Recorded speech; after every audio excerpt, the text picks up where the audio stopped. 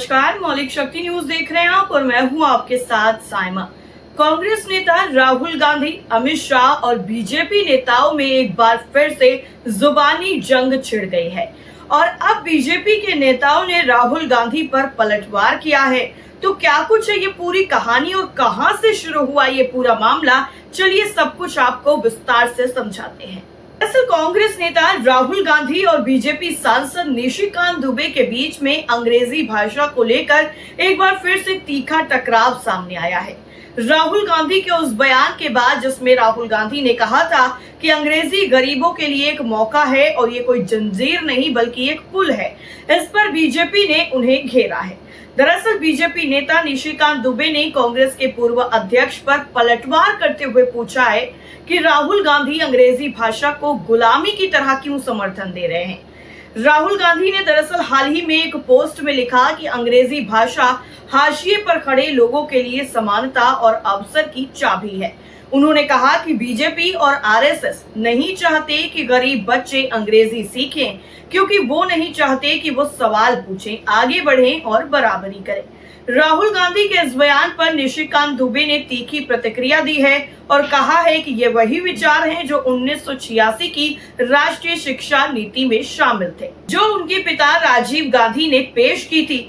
निशिकांत दुबे ने एक्स पर लिखा है कि 1986 की नीति में हिंदी को बढ़ावा देने, संस्कृत सिखाने और अंग्रेजी को क्षेत्रीय भाषाओं में अनुवाद कराने की बात कही गई थी। यही मूलभूत नीति प्रधानमंत्री नरेंद्र मोदी की 2020 की शिक्षा नीति में भी आगे बढ़ाई गई। उन्होंने सवाल किया कि जब रूस, चीन, फ्रांस, जापान और कोरिया जैसे देश अपनी भाषाओं पर गर्व करते हैं तो हम क्यों नहीं? आप गुलामों की तरह अंग्रेजी पर क्यों गर्व करते हैं? बीजेपी सांसद ने यह दावा किया है कि राहुल गांधी नई राष्ट्रीय शिक्षा नीति 2020 का विरोध करते हैं, जबकि वो तो लगभग उन्हीं विचारों पर आधारित है जो उनके पिता की नीति में शामिल थे। इतना ही नहीं, उन्होंने 1986 की शिक्षा नीति का स्क्रीनशॉट भी साझा किया है, जिसमें क्षेत्रीय भाषाओं को प्राथमिकता देने, संस्कृत पढ़ाने और हिंदी को संपर्क भाषा के रूप में विकसित करने की बात कही गई थी। राहुल गांधी ने क्या कुछ कहा था, चलिए अब वो भी जान लेते हैं। दरअसल राहुल गांधी ने अपने बयान में ये भी कहा कि भारत की हर भाषा में आत्मा, संस्कृति और ज्ञान है और हमें सभी भाषाओं को संजो कर रखना चाहिए, लेकिन आज के दौर में अंग्रेजी भी उतनी ही जरूरी है जितनी अपनी मातृभाषा। राहुल गांधी ने कहा कि हर बच्चे को अंग्रेजी सिखाई जानी चाहिए, क्योंकि ये आत्मविश्वास बढ़ाती है और रोजगार के अवसर देती है। दरअसल ये बहस तब और ज्यादा गर्म हो गई जब केंद्रीय गृह मंत्री अमित शाह ने कहा कि भारत की भाषाएं हमारे संस्कृति की शोभा हैं और धर्म, इतिहास को समझने के लिए विदेशी भाषाएं माध्यम नहीं हो सकती। उनके इस बयान पर तमिलनाडु के शिक्षा मंत्री के साथ ही विपक्षी दलों ने भी जमकर आपत्ति जताई। राहुल गांधी की अंग्रेजी को लेकर की गई टिप्पणी को इसी संदर्भ में देखा जा रहा है। इससे पहले शाह पर राहुल गांधी ने पलटवार किया। दरअसल इंग्लिश भाषा को लेकर देश में राजनीति जमकर हो रही है और इस वक्त गृह मंत्री अमित शाह का वो बयान चर्चा का विषय बना हुआ है, जिस बयान में उन्होंने देश की स्थानीय भाषाओं को ज्यादा तवज्जो दी है और उसी भाषा में भारत की संस्कृति समझने की नसीहत भी दी है। उसके साथ साथ उन्होंने अंग्रेजी बोलने वालों पर भी कुछ ऐसा कहा जो नेता प्रतिपक्ष राहुल गांधी को रास नहीं आ रहा है।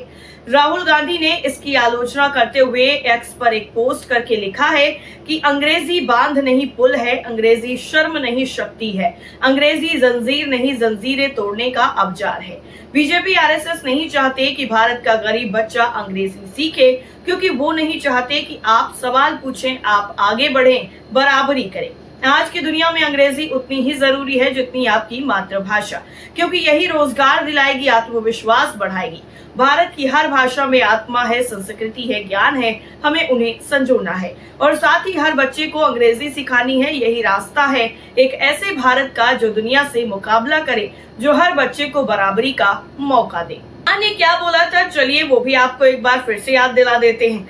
दरअसल जानकारी के मुताबिक अमित शाह ने कार्यक्रम में कहा था कि हम सबके जीवन काल में इस देश में एक ऐसा समाज बनेगा जिसमें अंग्रेजी बोलने वालों को शर्म महसूस होगी। ये समय अब दूर नहीं है। मेरा मानना है कि हमारे देश की भाषाएं हमारी संस्कृति के आभूषण हैं। यदि हम अपनी भाषाओं को नहीं अपनाते तो हम सही मायनों में भारतीय नहीं कहला सकते।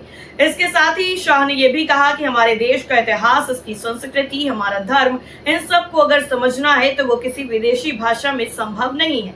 असल में शाह IAS अधिकारी आशुतोष अग्निहोत्री द्वारा लिखी गई बुक में मैं बूंद स्वयं खुद सागर हूं के विमोचन के अवसर पर ये बयान दिया। वहां पर उन्होंने कई मुद्दों पर बात की, लेकिन सारा विवाद अंग्रेजी भाषा को लेकर शुरू हो गया। अब राहुल गांधी के बयान के बाद ये माना जा रहा है कि बीजेपी भी इस पर पलटवार कर रही है, तो जाहिर तौर पर ये जो पूरा मामला है वो काफी ज्यादा अब अहम बन गया है राजनीति के लिहाज से। वहीं दूसरी तरफ लोकसभा चुनाव में 10 साल के बाद 2024 में कांग्रेस पार्टी ने 1 सीट हासिल की थी और इसके अलावा 1 दशक बाद कांग्रेस ने 99 सीटें हासिल की। वहीं 2 बाकी नेताओं के साथ कांग्रेस का आंकड़ा 2024 में 101 हो गया और उसके बाद से नेता विपक्ष राहुल गांधी, PM मोदी और बीजेपी पर जमकर आक्रामक हैं। 18वीं लोकसभा के पहले संसद सत्र में ही राहुल गांधी ने यह दावा किया था कि कांग्रेस 2027 के गुजरात विधानसभा चुनाव में बीजेपी को हराएगी। इसके बाद राहुल गांधी ने गुजरात के कई दौरे भी किए हैं और अब गुजरात कांग्रेस में बड़े फेरबदल भी किए हैं। दरअसल एक रिपोर्ट के मुताबिक 2 महीने से ज्यादा समय तक चली प्रक्रिया और वरिष्ठ कांग्रेस नेताओं द्वारा 26 लोकसभा क्षेत्रों, 182 विधानसभा क्षेत्रों और 235 ब्लॉकों के दौरे के बाद ये बड़ा फैसला हुआ है। अखिल भारतीय कांग्रेस कमेटी यानी AICC ने संगठन सृजन अभियान के तहत गुजरात के लिए जिला और शहर इकाइयों के 40 प्रमुखों की नियुक्ति की है। इसे कांग्रेस की जिला यूनिट्स को सशक्त बनाने के पायलट प्रोजेक्ट के तौर पर देखा जा रहा है। ध्यान देने वाली बात यह भी है कि जिला स्तर संगठन में बदलाव को लेकर जो लिस्ट जारी की गई है उसमें सूची में केवल एक महिला नेता सोनल पटेल का नाम है। उन्हें अहमदाबाद शहर इकाई की प्रमुख बनाया गया है और कांग्रेस महिला मोर्चा की पूर्व उपाध्यक्ष पटेल 2024 के लोकसभा चुनावों में गांधीनगर निर्वाचन क्षेत्र से केंद्रीय गृह मंत्री अमित शाह के खिलाफ उम्मीदवार थी। वो पूर्व मेयर और पूर्व विधायक हिम्मत सिंह पटेल की जगह लेंगी। कांग्रेस के एक नेता ने इस पूरे मामले पर कहा है कि अहमदाबाद शहर अध्यक्ष एक ऐसा पद है जिसका बहुत ज्यादा महत्व है। कांग्रेस पार्टी ने कहा है कि नवनियुक्त DCC प्रमुख गुजरात की सामाजिक और क्षेत्रीय विविधता का प्रतिनिधित्व करते हैं और उन्हें जमीनी स्तर से जुड़ाव, वैचारिक स्पष्टता और संगठनात्मक क्षमता के लिए चुना गया है। आपको बता दें कि गुजरात में 9-10 अप्रैल को आयोजित अखिल भारतीय कांग्रेस कमेटी के अधिवेशन में जो लगभग 60 सालों में पहली बार राज्य में आयोजित किया गया था, जिला इकाइयों को कांग्रेस के बैकअप को बनाने के लिए महत्वपूर्ण बिल्डिंग ब्लॉक के रूप में पहचाना गया है।